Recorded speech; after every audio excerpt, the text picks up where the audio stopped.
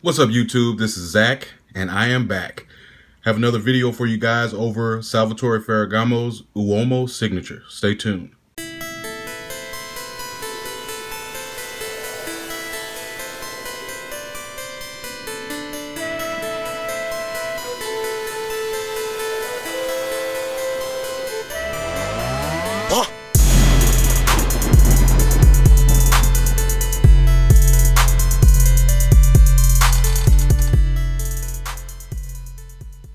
All right, so this one is definitely a must-buy for this time of year. I got this fragrance last year.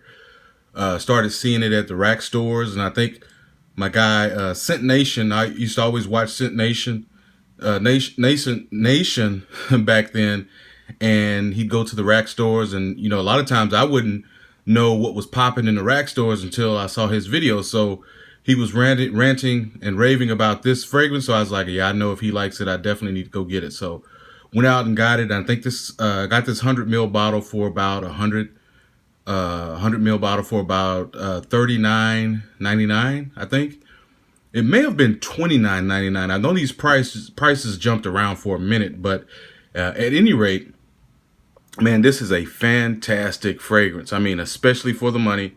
Again, I know I say that a lot, but that's kind of what this channel is geared towards, letting you guys know about some of the good fragrances out there that may not cost a lot. I know I talk about some niche fragrances and some other fragrances that may be a little bit more pricey, but that's just to kind of spread things around because, the base here is kind of varied. So I just like to kind of be fair to everyone. However, you guys know what I'm about. So this one is a flanker to the original back here, the regular Salvatore Ferragamo Uomo, and the pillar of this is more. It's like basically really sweet. It's like a tiramisu dessert, and it's just like that kind of sweet, fragrance. Like it's really sweet. So I would not wear the pillar unless it's like wintertime, like dead cold winter. But the signature in the black bottle, man, this one is so good. It changes. I love that about it. It's non-linear, so it starts out one way and ends up another one. Has long-lasting longevity and performance. Came out in about I think it was 2018. So it came out 2018. I just got it last year. And it was created by my favorite perfumer, which is Alberto Morillas. So if he makes it, it's a banger. So what happens with this one is it starts off, you kind of get some of the citrus notes that it has. So let me go over the notes real quick so you kind of can understand what it probably smells like. You have grapefruit, you have Italian mandarin, pink pepper, then you have cardamoms, cinnamon, and cypress. You have tonka bean, coffee, roasted coffee beans, patchouli, and then you have leather. Now those base notes don't come out immediately. Of course, they come out a little bit later, but initially you get the top notes of the citruses. Just a little bit, but you can tell that there's something hefty behind it that's coming. You just don't know what it is. And then when it starts settling in, you can kind of feel that coffee and some of the base notes slowly creeping in at the same time with the cinnamon and cardamom and cypress in there. I mean, this is deep. It has some depth to it. So it's definitely not like a summer type fragrance. This is a date night type fragrance. This is something that you want to wear when you're about to maybe go out on a dinner date. You can wear it casually too as well. In this line they have two other ones. Of course, you have the pillar, you have signature, and then you have one called Casual Life. And I think the Casual Life one is more like a blue fragrance for just kind of like an easy reach. And so I only have these two now. But this one is, I really don't know if you're going to find it in the rack stores or not. I mean, these rack store stuff pops up and it goes away. And so, this one was really, in the stores a lot at the time that I got it, but it kind of faded away after a while, so you may see it pop up here and there. Now, should you get this? Yes. If you see it, get it. Yes. If you can find it on discounters, definitely get it. I don't know if it's sold out or not, but it's very popular. A lot of people are actually just now coming around to even knowing about this fragrance. So I think you'll be best finding it at the rack store. I'd probably look there first, because that's probably where you're going to get the best price. Excuse me, I had to plug this thing in. My battery's getting low. Now, so what's going to happen with this is, when it gets to the base, when it gets to when it gets settled in, and okay, so all of that projection's kind of worn down a little bit. It'll still project a little bit, but that's when that coffee comes in, that coffee note. I know some of you guys probably don't drink coffee, but trust me, the note or accord of coffee in a fragrance is beautiful. It's really nice.